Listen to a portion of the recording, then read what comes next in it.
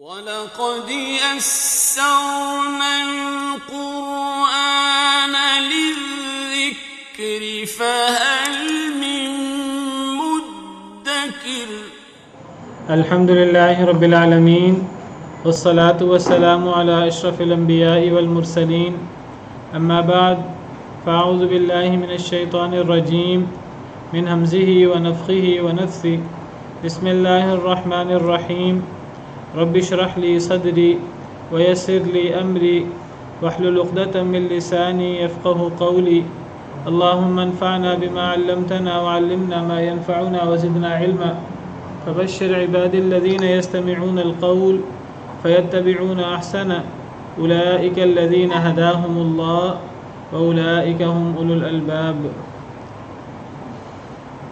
أعوذ بالله من الشيطان الرجيم بسم الله الرحمن الرحيم ومن الناس من يقول آمنا بالله وباليوم الآخر وما هم بمؤمنين يخادعون الله والذين آمنوا وما يخدعون إلا أنفسهم وما يشعرون في قلوبهم مرض فزادهم الله مرضا ولهم عذاب أليم بما كانوا يكذبون وإذا قيل لهم لا تفسدوا في الأرض قالوا إنما نحن مصلحون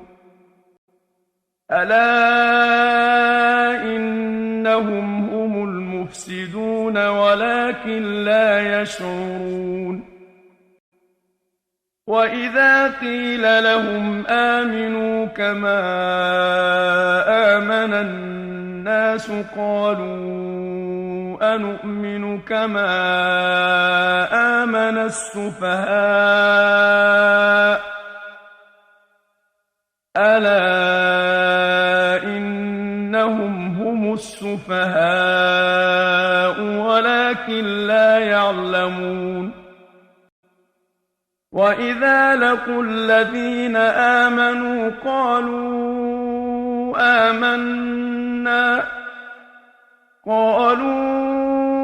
آمنا وإذا خلوا إلى شياطينهم قالوا إنا معكم إنما نحن مستهزئون الله يستهزئ بهم ويمدهم في طغيانهم يعمهون أعوذ بالله من الشيطان الرجيم بسم الله الرحمن الرحيم ومن الناس من يقول آمنا بالله وباليوم الآخر وما هم بمؤمنين اور لوگوں میں سے وہ بھی ہیں جو کہتے ہیں ہم ایمان لائے اللہ کے ساتھ وبالیوم الآخر اور آخرت کے دن کے ساتھ وما هم بمؤمنین حالانکہ وہ مومن نہیں ہیں۔ یہاں سے تیسرے گروہ کا ذکر شروع ہو رہا ہے۔ اس صورت کے شروع میں اللہ رب العالمین نے اس تیسرے گروہ سے پہلے دو گروہوں کا ذکر فرمایا ہے۔ پہلا گروہ ایمان والوں کا، متقی لوگوں کا، جن کی اللہ نے صفات بیان فرمائی ہیں، اور پھر اللہ نے ان کا اللہ کے ہاں جو مقام ہے اور جو اللہ نے ان کو کامیاب کیا ہے اس کا ذکر فرمایا ہے۔ پھر اللہ رب العالمین نے آیت نمبر 6 اور 7 میں دوسرا گروہ جو کافروں کا گروہ ہے ان کا ذکر فرمایا ہے، اور ان میں سے بھی جو بڑے بڑے صنادید قریش، جو بڑے بڑے کافر تھے، جو ائمۃ الکفر تھے، جن کے بارے میں اللہ کے علم سابق میں تھا کہ یہ ایمان نہیں لائیں گے، تو اللہ نے ان کا ذکر فرمایا ہے، اور پھر اللہ نے ان کا انجام بھی بیان فرمایا کہ ان کے لیے بہت بڑا عذاب ہے۔ یہ تو دو بالکل واضح دو گروہ ہیں، ایک سری اللہ کی اتباع کا دعویٰ کرنے والے اور اللہ کے سامنے، اللہ کی ہر بات کے سامنے سر جھکانے والے، یہ بالکل واضح ہیں، ان کو کسی قسم کا کوئی شک و شبہ، کوئی ڈاؤٹ نہیں ہے یہ اپنے موقف میں واضح ہیں اور اللہ کی اطاعت کرتے ہوئے اللہ کے راستے پر چلتے ہوئے ہر قسم کی قربانی دینے کو تیار ہیں، اور دوسرے لوگ بالکل واضح طور پر انکار کرنے والے ہیں، کفر کرنے والے ہیں، اپنے کفر میں اور ایمان نہ لانے میں بالکل واضح ہیں، کلیئر کٹ ہیں، ہم نہیں مانتے۔ یہ تیسرا گروہ ہے جو بین بین ہے، اور لوگوں میں سے وہ بھی ہیں جو کہتے ہیں ہم ایمان لائے اللہ پر اور آخرت پر۔ کچھ لوگ ایسے بھی ہیں جن کا دعویٰ یہ ہے اسلام جی یہ منافقوں کا گروہ ہے جی، اور لوگوں میں سے وہ بھی ہیں جو اللہ پر ایمان لائے اور آخرت پر ایمان لائے، زبان سے وہ کہتے ہیں کہ ہم اللہ اور آخرت پر ایمان لائے، زبان سے ان کا دعویٰ یہ ہے کہ جس طرح مسلمان ایمان لائے ہیں ہم بھی اس طرح ایمان لائے ہیں، ہم بھی مسلمان ہیں، ہم بھی ایمان والے ہیں۔ وہ یہ کیوں دعویٰ کرتے ہیں؟ کیونکہ وہ جب دیکھتے ہیں کہ اسلام غالب ہو رہا ہے، یہ بات یاد رکھیے کہ نفاق کا ظہور تب ہی ہوتا ہے جب اسلام کوئی غالب ہو، کوئی اس کی شان و شوکت ہو۔ اسلام مغلوب ہو تو اس وقت کوئی اسلام کی پیروی نہیں کرتا، اس وقت تو جب اسلام غالب ہوتا ہے، جب اسلام پہ کچھ فوائد ہوتے ہیں تو یہ منافق لوگ وہاں ہوتے ہیں زیادہ، جہاں ویسے ہی اسلام مغلوب ہے، جہاں اسلام قبول کرنے پر جو ہے وہ لوگ جسمانی طور پر اور زبانی طور پر لوگ تنگ کرتے ہیں، لوگ تشدد کا نشانہ بناتے ہیں، قتل و غارت کرتے ہیں مسلمانوں کے ساتھ، وہاں کوئی منافق نہیں ہوتا۔ وہاں کوئی منافق کیوں ہوگا؟ منافق وہاں ہوتا ہے جہاں اسلام کو غلبہ ہو، جہاں اسلام مسلمان زیادہ ہوں، تو وہاں منافق موجود ہوتے ہیں۔ اور منافق وہ ہیں کہ زبان سے ان کا دعویٰ ہے کہ ہم اللہ پر ایمان لاتے ہیں اور ہم آخرت پر ایمان لاتے ہیں، اور حقیقت کیا ہے؟ اللہ فرماتے ہیں وما ہم بمؤمنین، وہ در حقیقت مومن ہی نہیں ہیں، وہ ایمان والے نہیں ہیں۔ یہ ان کا زبان کا دعویٰ ہے، ان کا عمل ان کا عمل جو ہے ان کے اس دعوے کا ساتھ نہیں دیتا۔ ایمان کے لیے قول کے ساتھ پہلے تصدیق ہوتی ہے دل کے ساتھ، پھر زبان سے قول ہوتا ہے، اور پھر اس کا ثبوت انسان اپنے اعضاء کے ساتھ، اپنے اعمال کے ساتھ دیتا ہے۔ تو یہ تینوں چیزیں ایمان کے اندر شامل ہیں، تصدیق بالقلب وقول باللسان وعمل بالارکان۔ زبان کی تصدیق، دل کی تصدیق اور زبان کا قول، ان دونوں کو اگر ہم قول کہہ لیں، دل کی تصدیق وہ اصل میں دل کا قول ہے، اور زبان کی تصدیق یہ زبان کا اقرار، یہ زبان کا قول ہے۔ تو عمل ارکان کے انسان اپنے اعضاء کے ذریعے، اپنے اعمال کے ذریعے یہ ثبوت دے کہ میں نے جو دعویٰ کیا ہے دل سے اللہ اور اللہ کی باتوں کو ماننے کا، اور زبان سے میں دعویٰ کر رہا ہوں، تو میں اس کا ثبوت اپنے اعمال سے دیتا ہوں۔ تو ہمارے سلف صالحین وہ اس کو بالاختصار قول و عمل بھی کہتے تھے۔ وہ کہتے تھے ایمان نام ہے قول اور عمل کا۔ یہاں قول سے کیا مراد ہے؟ یہاں قول سے مراد ہے کہ انسان زبان سے اقرار کرے، اور زبان سے اقرار کب کرے گا؟ جب دل کے اندر ہوگا تو زبان سے اقرار کرے گا، اور پھر عمل سے اس کی گواہی دے گا۔ تو یہ جو ہے نا ایمان قول و عمل کا نام ہے، قول سے مراد زبان کا قول بھی ہے، اس قول سے مراد دل کا قول بھی ہے۔ دل کا قول، دل تو بولتا نہیں ہے، تو دل کا قول کیا ہوگا؟ دل کا قول وہ گویا کہ دل سے تصدیق ہوگی۔ تو ایمان گویا کہ تین چیزوں کا نام ہے، تین چیزوں کا مجموعہ ہے، دل سے تصدیق کرنا اور زبان سے اقرار کرنا، اور پھر اپنے عمل سے اس کا ثبوت دینا۔ اگر قول و عمل میں تضاد ہو تو یہ ایمان نہیں ہے، پھر یہ نفاق ہے، اللہ معاف کرے۔ تو اللہ فرماتے ہیں کہ جو لوگ زبان سے کہتے ہیں ہم اللہ پر ایمان لائے، آخرت پر ایمان لائے، اور ان کا عمل اس کا ساتھ نہیں دے رہا، تو یہ مومن نہیں ہے۔ وما ہم بمؤمنین، یہ مومن نہیں ہے۔ یخادعون اللہ والذین آمنوا، وہ دھوکہ دیتے ہیں اللہ کو، دھوکہ دینے کی کوشش کرتے ہیں اللہ کو، والذین آمنوا، اور ان لوگوں کو جو ایمان لائے، وما یخدعون الا انفسهم، اور نہیں وہ دھوکہ دے رہے مگر اپنے آپ کو، وما یشعرون، اور انہیں اس کا شعور بھی نہیں ہے۔ وہ جب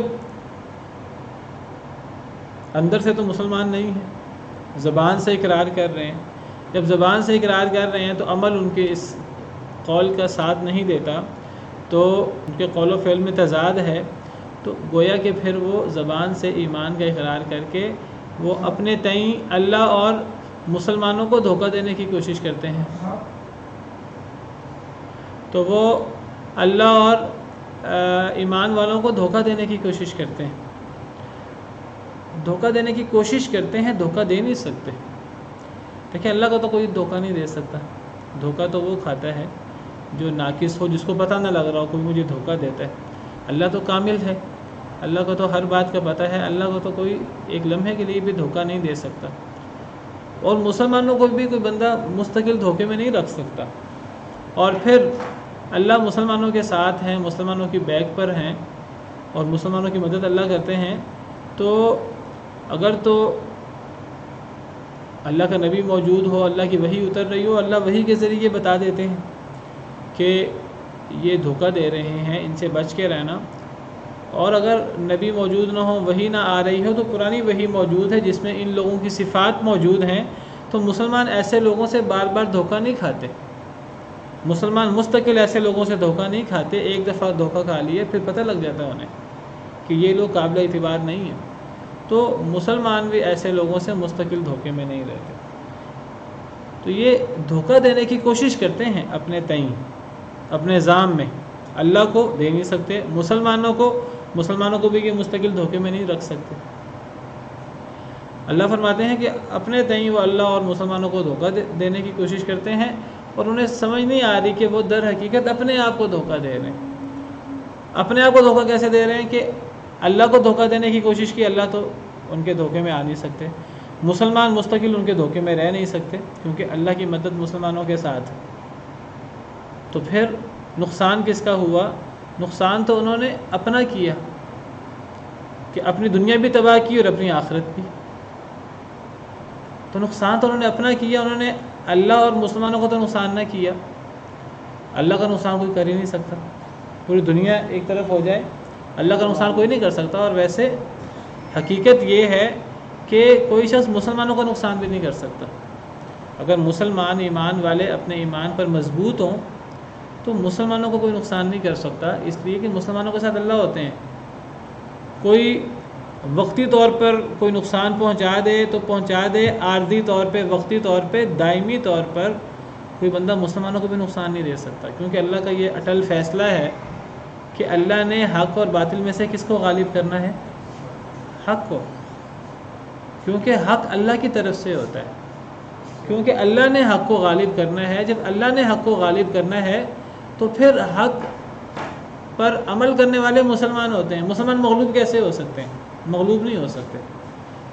وقتی طور پر ہمیں لگتا ہے کبھی کہ نقصان ہو رہا ہے، لیکن اگر ہم اپنے ایمان پر مضبوط ہوں تو یہ بات یاد رکھیے، یہ بات ہمارے ایمان کا حصہ ہے کہ مسلمان غالب ہوتا ہے۔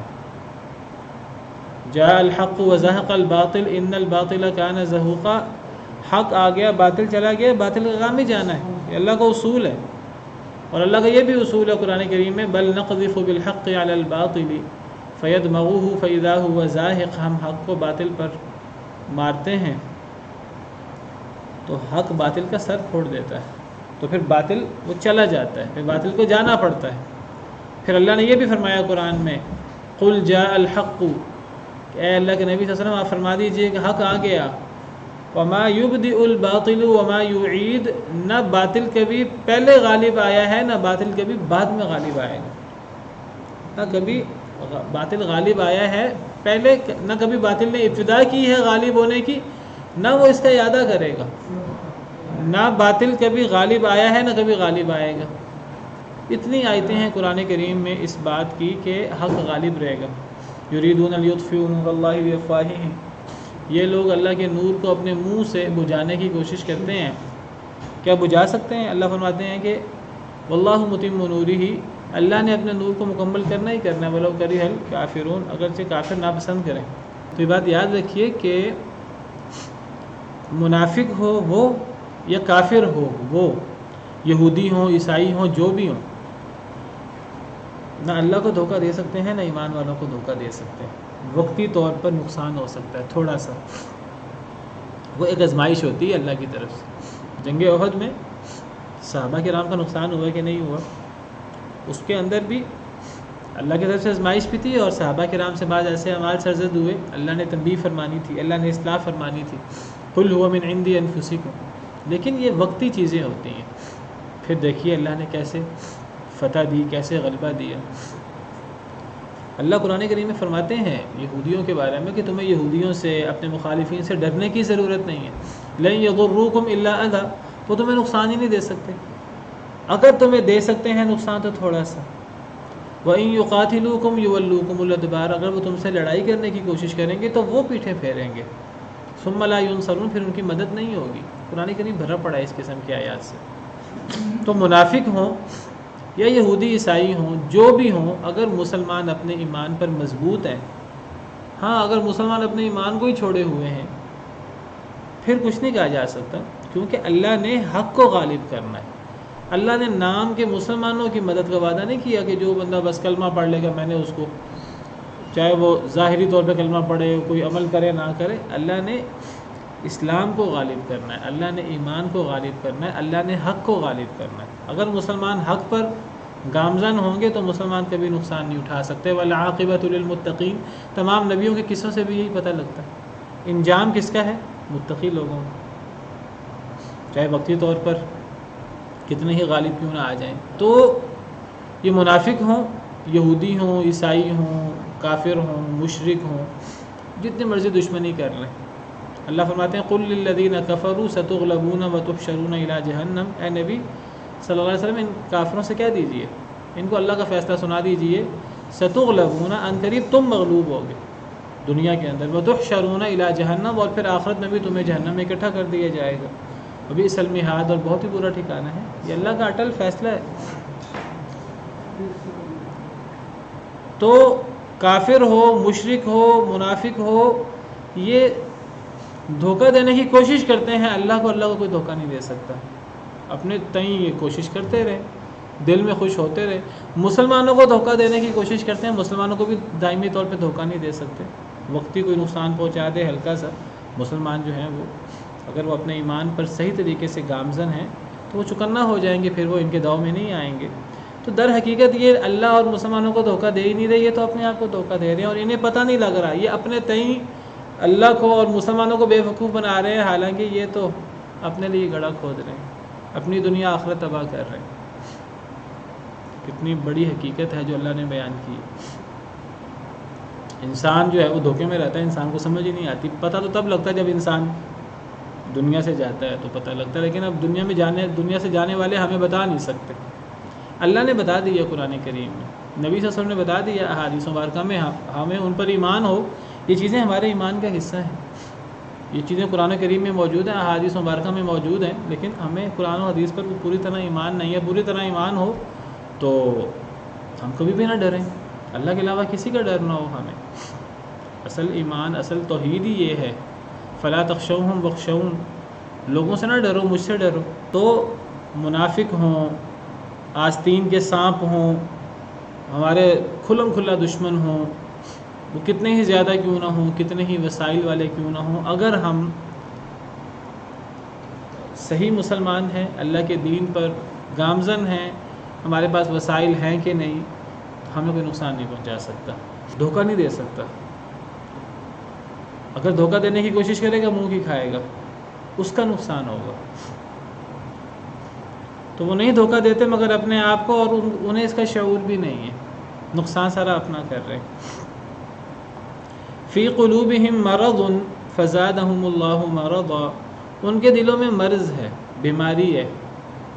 کون سی بیماری؟ بہت بڑی بیماری ہے ان کے دلوں میں، نفاق کی، شک و شبے کی، نفاق کی بیماری ہے۔ یہ اس شک و شبہ کی وجہ سے یہ صرف دنیاوی مفادات کے لیے یہ زبان سے ایمان کا اقرار کرتے ہیں، اظہار کرتے ہیں، عملاً یہ اس دعوے کو ثابت نہیں کر سکتے عمل سے۔ تو وجہ کیا ہے بنیادی؟ اصل میں ایمان نہیں ہے، جو اصل چیز ہے، جو انسان سے عمل کراتا ہے، جو انسان کے اندر اللہ کا ڈر پیدا کرتا ہے، پھر انسان کے قول و فعل میں تضاد نہیں ہوتا، وہ ایمان ہے جو دل کے اندر ہوتا ہے. ان کے دلوں کے اندر ایمان نہیں ہے، ان کے دلوں میں مرض ہے، بیماری ہے، نفاق کی، شک و شبے کی. فزادہم اللہ مرضا، پس زیادہ کر دیا اللہ نے انہیں مرض میں. جب ایک بندہ اللہ کی طرف یہ شک لے کر آتا ہے، نفاق لے کر آتا ہے، اللہ کا تو اصول ہے اللہ کے ساتھ جو رویہ رکھنے کی کوشش کرے گا اللہ اس کا معاملہ ویسے ہی اس کی طرف لوٹا دیتے ہیں. نولی ما تولی، جگہ جگہ قرآن کریم بار بار یہ اصول بیان کرتا ہے. جو جس رستے پہ چلنا چاہتا ہے اللہ فرماتے ہیں ٹھیک ہے تجھے اسی رستے پہ چلا دیتے ہیں. ایک بندہ اللہ کی طرف آنا چاہتا ہے، اللہ فرماتے ہیں اللہ تعالیٰ بڑی خوشی سے اسے اپنی طرف اس کا سینہ کھولتے ہیں. اللہ اس کے لیے نیکی کے رستے واہ کر دیتے ہیں، نیکی اس کے لیے آسان کر دیتے ہیں، مزید توفیق دیتے ہیں اللہ کی طرف سے. پھر رحمتیں ہی رحمتیں. ایک بندہ اللہ سے دور ہونے کی کوشش کرتا ہے، جہنم کا رستہ اختیار کرنے کی کوشش کرتا ہے، اللہ سے دور جانے کی کوشش کرتا ہے، اللہ اس کو اپنے سے دور کر دیتے ہیں. غلط رستے پہ چلنے کی کوشش کرتا ہے، اللہ تعالیٰ اس کو مزید گمراہ کر دیتے ہیں. اور ایک بندہ اگر اللہ کے ساتھ شک کا معاملہ کرتا ہے، ان چیزوں کے بارے میں دھوکے کا معاملہ کرنے کی کوشش کرتا ہے، تو وہ اپنے آپ کو نقصان پہنچاتا ہے. اگر اس کے دل میں مرض ہے نفاق کا تو اللہ پھر اس کے اس مرض کو بڑھا دیں گے. کسی کے دل میں کفر ہے، انکار ہے، اللہ اسے کفر انکار کو بڑھا دیتے ہیں. کسی کے دل میں ایمان ہے، اللہ ان کے ایمان کو بڑھا دیتے ہیں. والذین اہتدوا زادہم ھدی، جو لوگ ہدایت یافتہ ہوتے ہیں اللہ ان کی ہدایت کو بڑھا دیتے ہیں. وآتاہم تقواہم، اللہ انہیں ان کا تقوی عطا فرماتے ہیں. جو لوگ منافق ہوتے ہیں اللہ ان کے نفاق کے مرض کو بڑھا دیتے ہیں. جو لوگ کافر ہوتے ہیں اللہ ان کے کفر و شرک کو بڑھا دیتے ہیں. اللہ تو فرماتے ہیں کہ جو بندہ اللہ کے ساتھ حسن ظن رکھتا ہے، اللہ کے ساتھ معاملہ کرتا ہے، اللہ اس کے ساتھ ویسا ہی معاملہ رکھتا ہے. وَلَهُمْ عَذَابٌ أَلِيمٌ بِمَا كَانُوا يَكْذِبُونَ، اور ان کے لیے دردناک عذاب ہے اس وجہ سے، اس سبب سے جو وہ جھوٹ بولتے تھے. اب ان کا انجام بیان کیا. ان کا انجام یہ ہے کہ ان کے لیے بھی دردناک عذاب ہے. ان کے اور کفار کے انجام میں کوئی فرق نہیں ہے. کفار کے لیے بھی بڑا عذاب ہے، ان کے لیے بھی دردناک عذاب ہے. کفار تو اقرار بھی نہیں کرتے منہ سے ایمان کا، وہ تو کہتے ہیں ہم کافر ہیں، ہم نہیں مانتے. یہ منہ سے جتنا مرضی ایمان کا دعویٰ کر لیں، ان کے اس ایمان کے دعوے کا کوئی فائدہ نہیں ہے. جب ان کے قول و فعل میں تضاد ہے، جب ان کا عمل ان کے قول کا ساتھ نہیں دے رہا، جب ان کے دلوں میں شک ہے، نفاق ہے، تو وہی عذاب عظیم جو کافروں کے لیے ہے، عذاب علیم ان کے لیے ہے. اور اس کی بنیادی وجہ ان کا جھوٹ. یہ جو زبان سے انہوں نے آمنا باللہ کہا ہے، ان کو بھی پتہ ہے کہ ہم گپ مار رہے ہیں، ہمارے اس آمنا باللہ کہنے کے پیچھے کوئی حقیقت نہیں ہے. ان کا عمل ان کے اس قول کو جھٹلا رہا ہے. یہ جو منہ سے نکال رہے ہیں جھوٹی بات نکال رہے ہیں. تو یہ جو جھوٹ ہے یہ ہر بیماری کی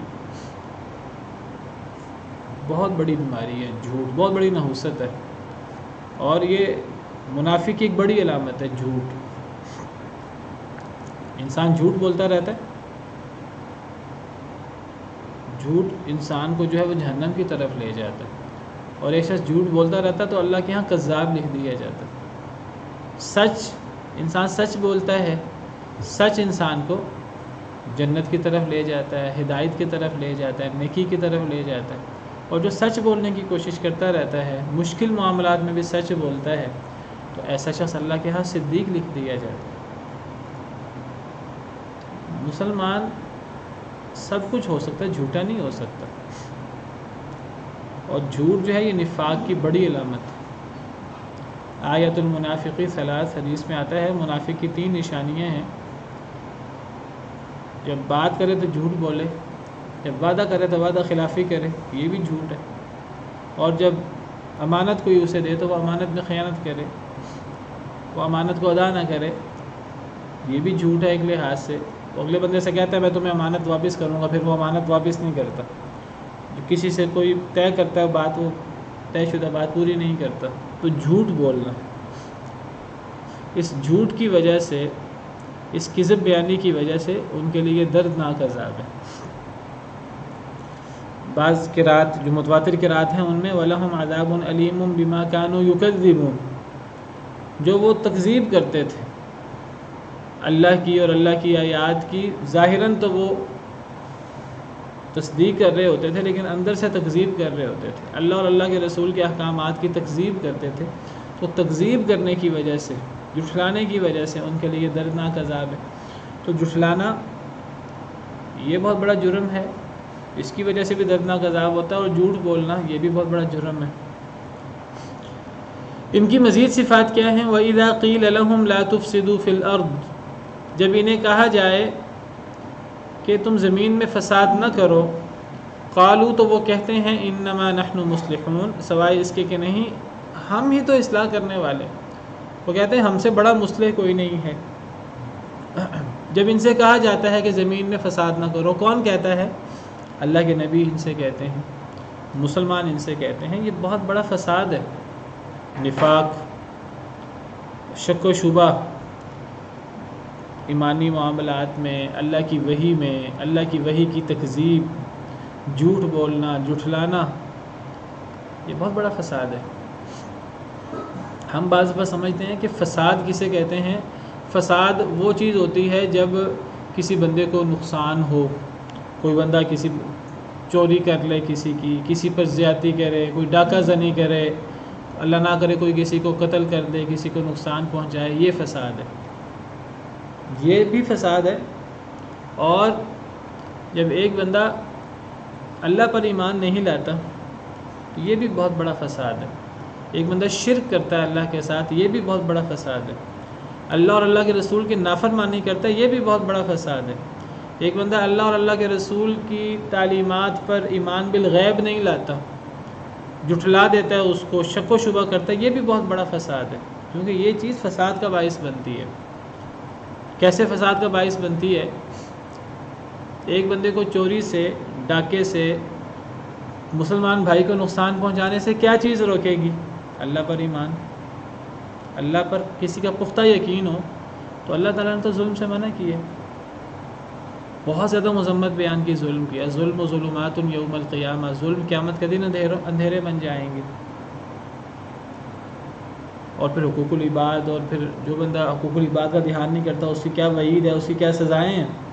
نبی صلی اللہ علیہ وسلم نے جو کچھ بیان فرمایا، اور مسلمان وہ ہوتا ہے جس کے ہاتھ اور زبان سے دوسرے مسلمان محفوظ رہیں، تو مسلمان صرف سزا کے ڈر سے، گناہ سے نہیں بچتا، بلکہ وہ سزا سے پہلے اللہ کے مراقبے کے ڈر سے، اللہ پر ایمان جب لاتا ہے تو اس مراقبے کی وجہ سے کہ اللہ مجھے دیکھ رہا ہے، مسلمان کو سب سے پہلے یہ چیز گناہ کرنے سے روکتی ہے۔ انسان ویسے ہی فتنہ فساد سے، ان چیزوں سے دور ہو جاتا ہے۔ ورنہ اگر ایمان نہ ہو پھر تو صرف کوئی سزا ہے، کہیں کوئی کسی کو دیکھ رہا ہے، کہیں کوئی قانون نافذ کرنے والے لوگ موجود ہیں، وہاں لوگ اس قانون نافذ کرنے والوں کے ڈر سے کوئی بچ جائے تو بچ جائیں، جہاں قانون نافذ کرنے والے موجود نہیں ہیں۔ اب حکومت کہاں کہاں پولیس کھڑی کرے، کہاں کہاں قانون نافذ کرنے والے لوگ موجود ہوں، اتنی نفری نہیں ہوتی حکومت کے پاس، جرائم کیسے روکیں گے؟ تو میں صرف یہ ذکر کر رہا ہوں کہ ہم بعض دفعہ سمجھتے ہیں کہ صرف ایک بندہ جب دوسرے پر زیادتی کرتا ہے اسی وقت فساد ہوتا ہے، وہ بھی فساد ہے، لیکن اس فساد کی بنیاد کیا ہے؟ جب انسان میں حیا ختم ہو جاتی ہے، جب ایمان ختم ہو جاتا ہے، اللہ کے ساتھ تعلق ختم ہو جاتا ہے، تو فساد کی ابتدا یہاں سے ہوتی ہے۔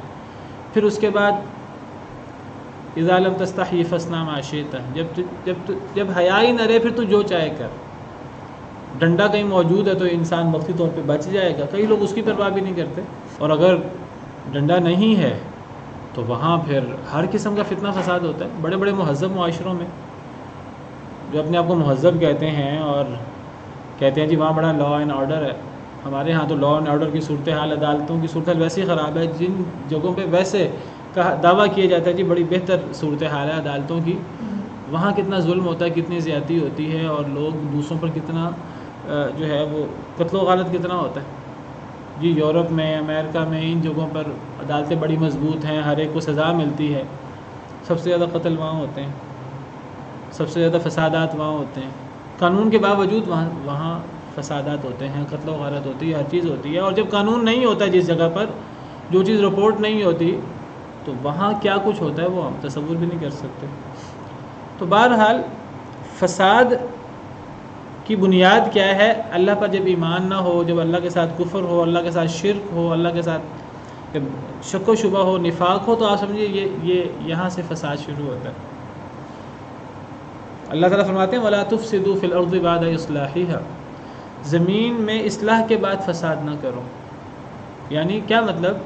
یعنی جب اللہ تعالیٰ انبیاء کرام علیہم السلام کو مبعوث فرماتا ہے اور اللہ کی طرف سے وحی اترتی ہے، اس وحی پر عمل ہوتا ہے، نبی اللہ کا نظام نافذ کرتے ہیں، تو زمین کے اندر اصلاح ہو جاتی ہے. ایک دفعہ اگر نبی کی دعوت پھیل جائے اور لوگ مسلمان ہو جائیں، پھر کیا ہوتا ہے؟ جب نبی اٹھ جاتے ہیں، چلے جاتے ہیں، فوت ہو جاتے ہیں، دنیا میں تو کسی نے ہمیشہ نہیں رہنا، پھر نیک لوگ موجود ہوتے ہیں، نیک لوگوں کی اولادوں کے اندر آہستہ آہستہ خرابی آنا شروع ہو جاتی.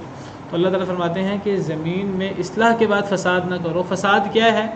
یہی نفاق، یہی کفر، یہی بدعات، یہ فساد کی بنیاد بنتی ہے. پھر فتنہ فساد دنیا کے اندر ہو جاتا ہے. تو سب سے بڑا فسادی کافر ہوتا ہے، سب سے بڑا فسادی منافق ہوتا ہے، مشرک سب سے بڑا فسادی ہوتا ہے. وَإِذَا قِيلَ لَهُمْ لَا تُفْسِدُوا فِي الْأَرْضِ، جب ان سے کہا جاتا ہے کہ زمین میں فساد نہ کرو، قالوا، تو وہ کہتے ہیں انما نحن مصلحون، سوائے اس کے کہ نہیں ہم تو اصلاح کرنے والے ہیں. وہ کہتے ہیں ہم سے بڑا اصلاح کرنے والا کون ہے؟ اصلاح کرنے والے تو ہیں ہی ہم. انما حسر کا کلمہ ہے. وہ کہتے ہیں ہم تو اصلاح کرنے والے ہیں. ہمیشہ جو لوگ خود سب سے بڑے فسادی ہوتے ہیں وہ اپنے آپ کو سب سے بڑا امن کا علم بردار کہتے ہیں، اصلاح کا علم بردار کہتے ہیں. آج دوسروں پر دہشت گردی کے الزام لگانے والے، اپنے آپ کو علم بردار، امن کا علم بردار کہنے والے، سب سے بڑے فسادی تو وہ خود ہیں، سب سے بڑے دہشت گرد تو وہ خود ہیں. سب سے زیادہ قتل و غارت تو انہوں نے کی ہوئی ہے جو دوسروں کو دہشت گرد اور ٹیررسٹ کہتے ہیں. دنیا کے اندر یہ مستقبل قریب میں جتنے بڑے ظلم ہوئے ہیں اور جتنی بڑی قتل و غارت ہوئی ہے، ان سب قتل و غارت کے پیچھے یہی تو دنیا کے چودھری اور دنیا کے امام جو بنے بیٹھے ہیں، یہی تو ہیں جنہوں نے ہزاروں لوگوں کو نہیں، لاکھوں کو نہیں، کروڑوں لوگوں کو انہوں نے قتل کیا ہے، اور انہوں نے جو ہے وہ قتل و غارت کی ہے اور ظلم زیادتی کی ہے. دعویٰ یہ ہے کہ ہم اصلاح کرنے والے ہیں. جب ان سے کہا جاتا ہے زمین میں فساد نہ کرو، تو کہتے ہیں کہ سوائے ایسے کہ نہیں ہم تو اصلاح کرنے والے ہیں. جو جتنا بڑا فسادی ہوتا ہے وہ اتنا بڑا اصلاح کا دعوے دار ہوتا ہے. اللہ فرماتے ہیں الا انہم هم المفسدون، خبردار بے شک یہی فسادی ہیں. ولکن لا یشعرون، لیکن انہیں پتہ بھی نہیں ہے، انہیں شعور بھی نہیں ہے. وَإِذَا قِيلَ لَهُمْ آمِنُوا كَمَا آمَنَ النَّاسِ، جب ان سے کہا جاتا ہے کہ ایمان لاؤ جیسے لوگ ایمان لائے. جب ان سے کہا جاتا ہے ایمان لاؤ جیسے لوگ ایمان لائے، لوگ ایمان لائے سے کیا مراد ہے؟ یعنی کن سے کہا جا رہا ہے؟ منافقوں سے، ان لوگوں سے جو منہ سے دعویٰ کرتے ہیں ہم ایمان لائے، ان کا عمل اس کی تائید نہیں کرتا. ایسے شک و شبہ والوں سے، منافقوں سے جب کہا جاتا ہے اس طرح ایمان لاؤ جس طرح لوگ ایمان لائے، یعنی جو حقیقی مسلمان ہے، مومن ہے، جس طرح وہ ایمان لائے، وہ کون ہے؟ وہ صحابہ کرام ہیں رضوان اللہ علیہم اجمعین، جس دور کی بات ہو رہی ہے. جب ان سے کہا جاتا ہے کہ ایمان لاؤ جس طرح لوگ ایمان لائے، کون کہتا ہے ان سے؟ نبی کہتے ہیں. نبی کیوں کہتے ہیں؟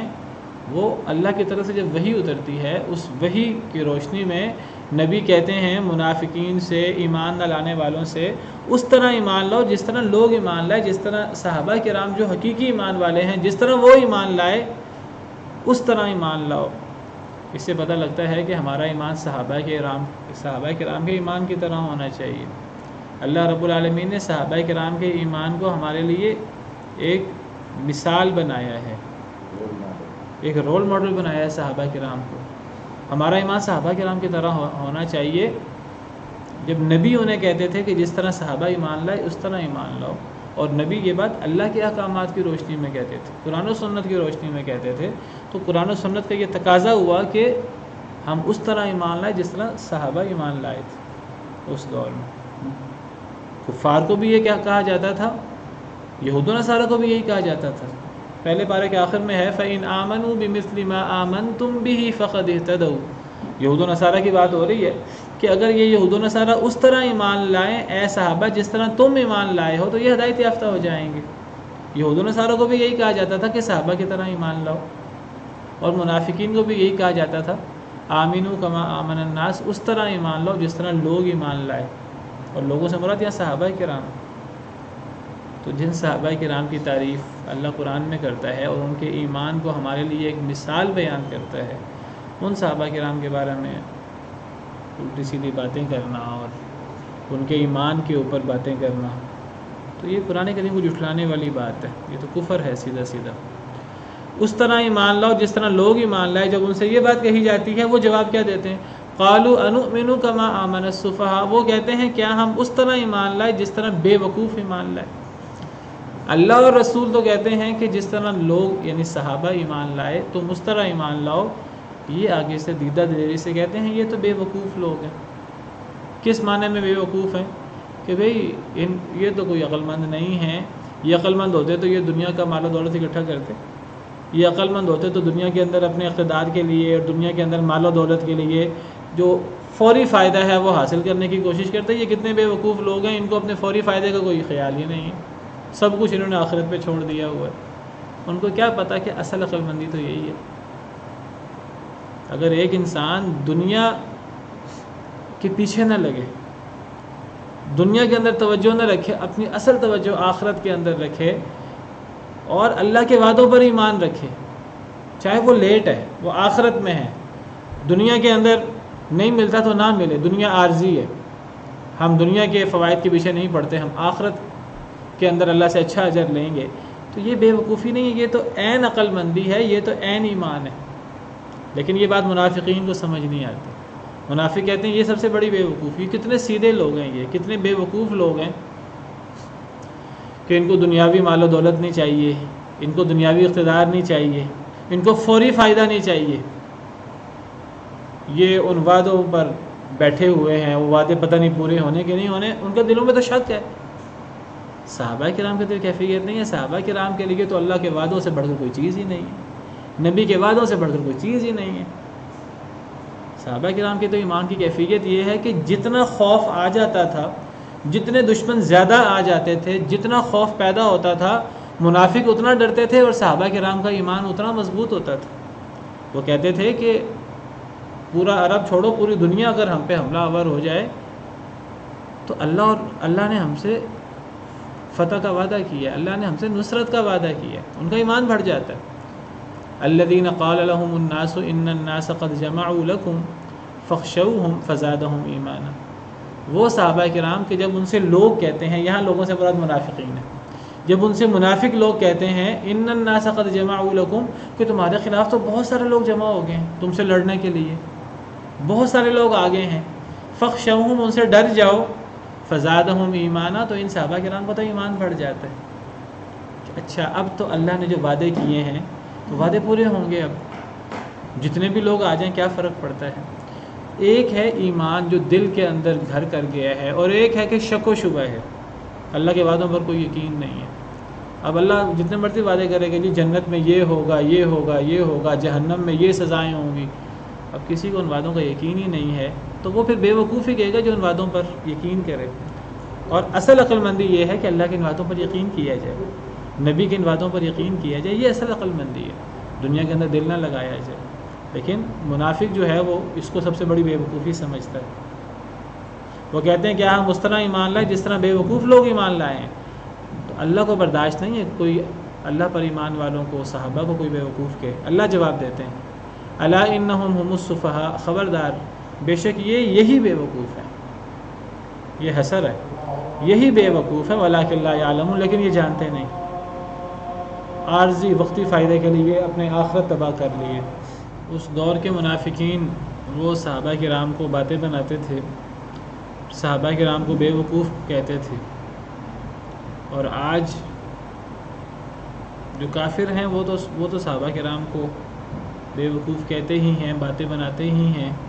ایمان کا دعویٰ کرنے والے، اللہ اور اللہ کے رسول پر ایمان کا دعویٰ کرنے والے، اہل بیت پر ایمان کا دعویٰ کرنے والے وہ جب صحابہ کرام کو باتیں بناتے ہیں اور صحابہ کرام کو برا بھلا کہتے ہیں تو کیا فرق رہ جاتا ہے اس دور کے منافقین میں اور آج کے یہ مسلمان کہلانے والوں میں، اللہ اور اللہ کے رسول پر اور اہل بیت پر، ان سے محبت کا دعویٰ کرنے والوں پر، جب وہ اس دور کے منافقین کی طرح صحابہ کرام کو باتیں بناتے ہیں، جن کا جواب اللہ دیتا ہے قرآن میں۔ تو فرمایا خبردار یہی لوگ بے وقوف ہیں، وَلَٰكِن لَا يَعْلَمُونَ، لیکن یہ جانتے نہیں ہیں۔ اصل کامیابی کیا ہے؟ اصل کامیابی یہ ہے کہ انسان اخروی زندگی میں کامیاب ہو جائے۔ اس کے لیے دنیا کی زندگی کے اندر انسان کو کوئی زیادہ نعمتیں ملیں نہ ملے، انسان کو دنیا کی زندگی کی پرواہ نہیں کرنی چاہیے۔ کن فی الدنیا کأنک غریب او عابر سبیل، دنیا کے اندر ایسے رہو جیسے تم ایک اجنبی ہو یا تم ایک مسافر ہو۔ لیکن جو بندہ جو ہے وہ دنیا کی زیب و زینت چاہتا ہے اور دنیا کی نعمتیں چاہتا ہے اور آخرت کو بھول جاتا ہے، تو اس سے بڑا بے وقوف کون ہوگا؟ صحابہ کرام نے اگر دنیا سے بے رغبتی کی اور آخرت کے لیے، اللہ کے لیے، نبی صلی اللہ علیہ وسلم کو راضی کرنے کے لیے جانیں قربان کی، اپنے مال قربان کیے، تو یہ صحابہ کرام کی بہت بڑی سعادت ہے۔ اس کو بے وقوفی کہنا اور انہیں باتیں بنانا، یہ تو خود بے وقوف ہے سب سے بڑے۔ وَإِذَا لَقُوا الَّذِينَ آمَنُوا قَالُوا آمَنَّا، اور جب یہ ملتے ہیں ان لوگوں سے جو ایمان لائے، منافقین کی بات ہو رہی ہے، جب یہ منافقین ملتے ہیں ایمان والوں سے، صحابہ سے جب یہ ملتے ہیں، قالوا آمنا، تو کہتے ہیں ہم ایمان لائے، ان کے سامنے نیک بننے کی کوشش کرتے ہیں، پیچھے سے ان کو بے وقوف اور پتہ نہیں باتیں بناتے ہیں، کیا کیا کہتے ہیں ان کے منہ پر۔ ان کو پتہ ہے اس وقت مسلمان زیادہ ہیں مدینہ منورہ میں، اسلام کا غلبہ ہے، تو وہ اسلام کے فوائد لینے کے لیے جب وہ صحابہ سے ملتے ہیں، ایمان والوں سے ملتے ہیں، تو منہ پر انہیں کہتے ہیں ہم ایمان لائے، ہم تو تمہاری طرح ہم بھی مومن ہیں، ہم نے بھی کلمہ پڑھا ہوا ہے، ہم بھی نمازیں پڑھتے ہیں۔ وَإِذَا خَلَوْا إِلَىٰ شَيَاطِينِهِمْ، لیکن جب وہ خلوت میں ہوتے ہیں، اکیلے ہوتے ہیں، إِلَىٰ شَيَاطِينِهِمْ، اپنے شیطانوں کی طرف، یا شیطانوں سے مراد ان کے سردار ہیں، یہودی سردار، ان کے کافر سردار، جب یہ اپنے کافر سرداروں کی طرف اکیلے ہوتے ہیں، قالوا انا معکم، تو یہ کہتے ہیں ہم تمہارے ساتھ۔ مسلمانوں سے ملتے ہیں تو مسلمانوں سے مفاد اینٹنے کے لیے کہتے ہیں ہم تمہارے ساتھ ہیں، ہم تو ایمان والے ہیں، اور حقیقت میں یہ یہودیوں اور کافروں کے ساتھ ہوتے ہیں، جب ان کے ساتھ ملتے ہیں تو یہ کہتے ہیں ہم تمہارے ساتھ۔ انما نحن مستہزئون، سوائے اس کے کہ نہیں ہم تو مذاق کر رہے تھے، ہم نے تو وہ جو مسلمانوں کے ساتھ بیٹھ کر انہیں کہا تھا کہ ہم ایمان والے ہیں، ہم جو ان کے ساتھ بیٹھتے ہیں تو ہم ان کے ساتھ مذاق کرتے ہیں، ہم حقیقت میں تو تمہارے ساتھ ہیں۔ مسلمانوں سے ملتے ہیں کہتے ہیں تمہارے ساتھ ہیں، کافروں سے یہودیوں سے ملتے ہیں کہتے ہیں ہم تمہارے ساتھ ہیں، حقیقت میں ان کا رجحان کافروں اور یہودیوں کی طرف زیادہ ہے، اور وہ کہتے ہیں کہ مسلمانوں سے تو ہم مذاق کرتے ہیں، یہ تو بے وقوف لوگ ہیں، ہم ان کو بے وقوف بناتے ہیں، ہم تو ان کا استہزاء کرتے ہیں۔ اللہ یستہزئ بہم، اللہ مذاق کرے گا ان کے ساتھ، اللہ ان کے ساتھ استہزاء کرے گا، اللہ ان کے ساتھ استہزاء کرتا ہے۔ وَيَمُدُّهُمْ فِي طُغْيَانِهِمْ يَعْمَهُونَ، اور انہیں ڈھیل دیتا ہے ان کی سرکشی میں، وہ حیران و پریشان پھرتے ہیں۔ اللہ ان کے ساتھ استہزاء کرتا ہے، کیا مراد ہے اس سے؟ بعض مفسرین کہتے ہیں اس سے مراد یہ ہے کہ منافق مسلمانوں کے ساتھ استہزاء کرتے تھے اپنے تئیں، اپنے ذہن کے اندر وہ مسلمانوں کا مذاق اڑاتے تھے کہ جب مسلمانوں سے کہتے تھے کہ ہم مسلمان ہیں، ہم تو تمہارے ساتھ ہیں، مسلمانوں کی تعریفیں کرتے تھے منہ پر، ہم تمہارے ساتھ ہیں، ہم تو ایمان والے ہیں، اور وہ پیٹھ پیچھے سے کہتے تھے کہ ہم تو مذاق اڑاتے ہیں، تو وہ گویا کہ مسلمانوں کا مذاق اڑا کر مسلمانوں کو اپنے تئیں ذلیل کرتے تھے۔ تو اللہ ان کے ساتھ استہزاء کرتے ہیں، یعنی اللہ انہیں ذلیل کریں گے قیامت کے دن، یا دنیا میں اللہ انہیں نقصان دیں گے، اللہ انہیں دنیا کے اندر ذلیل کریں گے۔ بعض مفسرین کہتے ہیں اللہ کے استہزاء سے مراد جس طرح وہ مسلمانوں کا استہزاء کر کے مسلمانوں کو اپنے تئیں ان کی تحقیر کرنے کی کوشش کرتے تھے، مسلمانوں کو ذلیل کرنے کی کوشش کرتے تھے، تو اللہ کے استہزاء سے مراد ہے کہ اللہ انہیں تباہ و برباد کریں گے، اللہ انہیں ذلیل کریں گے دنیا اور آخرت میں۔ بعض مفسرین کہتے ہیں کہ نہیں، ٹھیک ہے یہ سب چیزیں اللہ کریں گے، اللہ باقاعدہ ان کے ساتھ مذاق بھی کرتے ہیں، اور اللہ ان کے ساتھ مذاق بھی کریں گے، اور مذاق کرنا اللہ کے لیے صفت نقص نہیں ہے۔ مذاق کرنا صفت نقص تب ہوتا ہے جب ایک انسان دوسروں سے بلا وجہ مذاق کرے، لیکن اگر کوئی کسی کے ساتھ مذاق کرے تو یہ صفت نقص ہے، لیکن اگر کوئی کسی کے جواب میں اس کے ساتھ ویسا معاملہ رکھے تو یہ صفت نقص نہیں ہوتی، یہ تو صفت کمال ہے کہ کوئی اس کو بے وقوف نہیں بنا سکتا، کوئی اس کا مذاق نہیں اڑا سکتا، کوئی اس کے ماننے والوں کا مذاق نہیں اڑا سکتا۔ اگر کوئی اس کے ماننے والوں کا مذاق اڑائے، کوئی اس کے ماننے والوں کو بے وقوف بنائے، کوئی اس کے ماننے والوں کو تنگ کرے تو وہ آگے سے بدلہ لے سکے، اسی طرح بدلہ لے سکے جس طرح یہ رویہ رکھتے ہیں، تو یہ تو صفت کمال ہے، یہ صفت نقص نہیں ہے۔ بلکہ قرآن کریم میں اللہ نے باقاعدہ منافقین کے ساتھ جو قیامت کے دن اللہ استہزاء کریں گے، اللہ نے قرآن کریم میں اس کا ذکر بھی کیا ہے سورہ حدید میں، کہ مسلمان اور منافق دونوں جا رہے ہوں گے تو کافروں کی روشنی ختم ہو جائے گی، تو کافر کہیں گے کہ ہماری روشنی کہاں گئی، تو مسلمان انہیں کہیں گے جاؤ جا کر پیچھے سے روشنی لے آؤ، یعنی دنیا میں جا کر روشنی لے کے آؤ، روشنی تو ایمان کی بدولت ملے گی، تم نے زبان سے آمنا باللہ کہا تھا، وہ وقتی سے تم نے کہا تھا، اس پر عمل نہیں کیا، تمہیں وقتی سے روشنی ملی، اب روشنی کی جب اصل ضرورت ہے اب تو وہ روشنی ختم ہو گئی، تو پھر منافق ایمان والوں سے کہیں گے ہم تو تمہارے ساتھ ہیں، تم تھوڑی سی ہمیں اپنی روشنی دے دو، تو مسلمان کیا کہیں گے منافقوں سے، جاؤ جا کر پیچھے سے روشنی لے آؤ۔ جب پیچھے جائیں گے تو قیل ارجعوا وراءکم فالتمسوا نورا فضرب بینہم بسور لہ باب، ان کے درمیان ایک اب دیوار کھڑی کر دی جائے گی، اس کا دروازہ بھی ہوگا، مسلمانوں کی طرف تو وہ رحمت ہی رحمت ہے اور کافروں کی طرف سے وہ عذاب ہے۔ اب یہ ایک استہزاء منافقین کے ساتھ، جس طرح کا وہ استہزاء دنیا کے اندر وہ کوشش کرتے تھے اللہ اور ایمان والوں کو دھوکہ دیں، اور جس طرح وہ ایمان والوں کے ساتھ یہ مذاق اڑاتے تھے اور وہ کافروں سے یہودیوں سے کہتے تھے کہ ہم تو ان کا مذاق کر رہے ہیں، وہ تو بے وقوف لوگ ہیں، ہم تو ان کو بے وقوف بنا رہے ہیں، تو اللہ ان کا استہزاء کریں۔ تو جواب میں کوئی کسی کا مذاق اڑائے تو جواب میں اس کو بتانے کے لیے کہ تمہارا یہ غلط عمل ہے تو اس کے ساتھ وہی معاملہ کرنا یہ صفت نقص نہیں ہوتی۔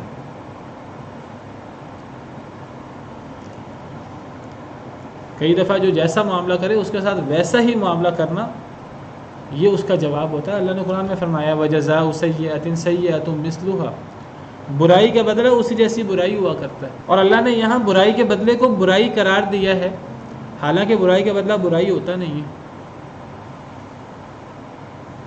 برائی کا بدلہ برے طریقے سے دینا یہ جائز ہے، اللہ نے اس کی اجازت دی ہے قرآن میں، وَإِنْ عَاقَبْتُمْ فَعَاقِبُوا بِمِثْلِ مَا عُوقِبْتُمْ بِهِ، اگر تمہیں کوئی بندہ سزا دے، کوئی تم سے برا معاملہ کرے، تم اس کے ساتھ ویسا ہی برا معاملہ کر سکتے ہو، اور وَجَزَاءُ سَيِّئَةٍ سَيِّئَةٌ مِثْلُهَا، برائی کا بدلہ اس جیسی برائی ہوتا ہے۔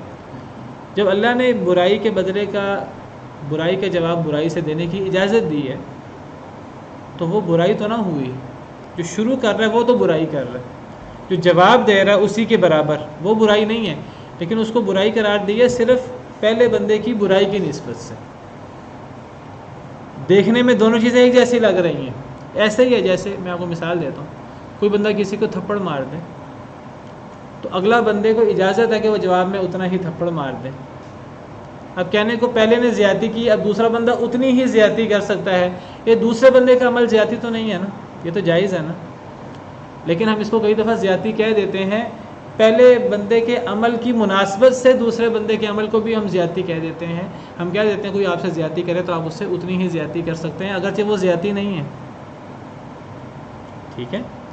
اسی طرح یہاں آپ سمجھیے کہ کوئی مذاق اڑائے تو اس کے جواب میں اللہ اس کے ساتھ استہزاء کریں تو یہ صفت نقص نہیں ہے، یہ اصل میں استہزاء نہیں ہے، یہ اس کے عمل کا بدلہ ہے، الجزاء من جنس العمل۔ اس کو استہزاء کیوں قرار دیا گیا ہے؟ اس کو کہتے ہیں عربی میں مشاکلت کی وجہ سے، ان کے عمل کی مناسبت سے اس عمل کو بھی استہزاء قرار دیا، ورنہ یہ استہزاء نہیں ہے، یہ تو انصاف ہے۔ جب کوئی کسی کو قتل کرے جواب میں اسے قتل کیا جائے تو یہ قتل کرنا تو ظلم و زیادتی ہے، اس سے بڑا ظلم کیا ہوگا؟ جب کسی کے قتل کے جواب میں کسی کو قتل کیا جاتا ہے تو کیا وہ ظلم و زیادتی ہے؟ جواب میں قتل کرنا وہ تو ظلم و زیادتی نہیں ہے، وہ تو عین زندگی ہے، وَلَكُمْ فِي الْقِصَاصِ حَيَاتٌ، لیکن ہم اس کو کئی دفعہ قتل کہہ دیتے ہیں کہ جی قتل کے جواب میں قتل کیا جائے گا، تو یہ مشاکلت کی وجہ سے ہم کہتے ہیں قتل کے جواب میں قتل، وہ اصل میں قتل نہیں ہے، وہ مشاکلت کی وجہ سے اسے ہم قتل کہہ رہے ہیں. تو یہاں یہ وہ والی صورتحال ہے. یہ استہزاء کے جواب میں استہزاء، یہ استہزاء نہیں ہے. اسی طرح جو اللہ کے ساتھ مکر کرنے کی کوشش کرے، اللہ بھی اس کے ساتھ مکر کرتے ہیں. جواباً مکر کرنا یہ مشاکلت کی وجہ سے اسے مکر کا ہے، وہ مکر ہے ہی نہیں. وہ تو وہ مکروا ومکر اللہ، وہ انہوں نے مکر کیا تو اللہ نے بھی تدبیر فرمائی، تو اس کو مکر کہا اللہ نے انہی کے مکر کی مناسبت سے. وہ جواب ہے اصل میں ان کے اس عمل کا. تو یہ چیزیں جواباً، یہ صفت نقص نہیں ہے. ہاں ان کی ابتدا کرنا، بلا وجہ کسی کے ساتھ مکر کرنا، کسی کے ساتھ مذاق کرنا، کسی کا مذاق اڑانا، کسی کو دھوکہ دینا، یہ صفت نقص ہوتا ہے.